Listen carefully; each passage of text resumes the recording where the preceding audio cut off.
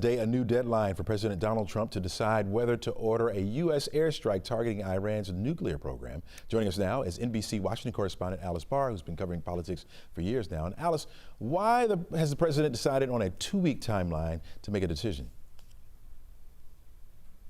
Yeah, Chesley, we heard about this from the White House press secretary yesterday. She quoted him as saying that given that there's a substantial chance of negotiations that may or may not take place with Iran in the near future, that's the reason to give it 2 weeks before making any final move. And he has said that he likes to wait until the last second to make his decisions. So now he's kind of staking out these parameters of how long that might be. We know that European diplomats are meeting today with Iranian officials in Geneva. No one from the White House or from the U.S. is going to be represented there, but it's a sign of the fact that there is diplomatic movement. There are efforts underway to use this 2-week window to try to come up with a peaceful diplomatic resolution. Is there any indication which way maybe he's leaning? Yeah, I mean, he has said, I may or I may not do it, that nobody knows what I'm going to do, is what he's saying publicly. He has indicated that the window for diplomacy, up until yesterday, he'd been saying the window for diplomacy was closing, and now it's a 2-week window, apparently.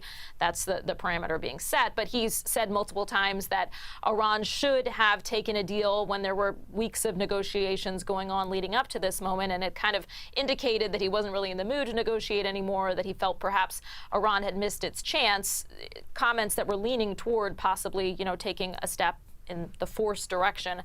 But this 2-week kind of breather certainly provides for that moment for a different path to happen. Okay, so one person not in the inner circle for the president, the director of national intelligence, being silent. Why is this the case?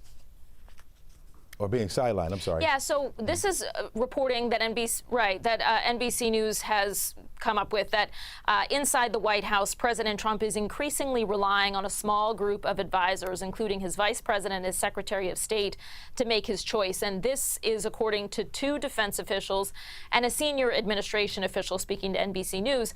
Officials have also said that Director of National Intelligence Tulsi Gabbard has been sidelined, that she's not part of that group that's helping him make these critical decisions. The president recently publicly dismissed Gabbard's March testimony that the intelligence community did not believe Iranian leadership had authorized building a nuclear weapon, that the intelligence community does not believe that work toward a nuclear weapon is actively underway. President Trump said, I don't care what she said, quote, there, that he thinks that Iran was very close to having a weapon. The White House asserts Iran has all it needs to make a bomb, and though the process would take some time, President Trump has been adamant time and again that that cannot happen, that he believes that a nuclear-armed Iran is an Iran that would actually use a nuclear weapon. Any more in the news, Alice, on the back-and-forth strikes that we talked about yesterday between Israel and Iran? Yeah, there has been some developments there. We can say that overnight there were more strikes back and forth. Israel is saying that it intercepted hundreds of missiles from Iran overnight. We've seen images of at least one building in southern Israel up in flames, and first responders say they've treated 5 people with minor injuries.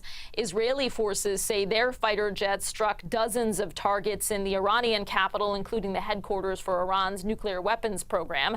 Israel had vowed to increase the intensity of its attacks after a missile hit a major Israeli hospital yesterday, injuring at least 71 people. And NBC News has confirmed that hospital is within a mile of a military compound that Iran says was the intended target, also the same area where many of the Iranian strikes were landing today. All right, Alice Barr, thanks so much for joining us. Thanks for the insight.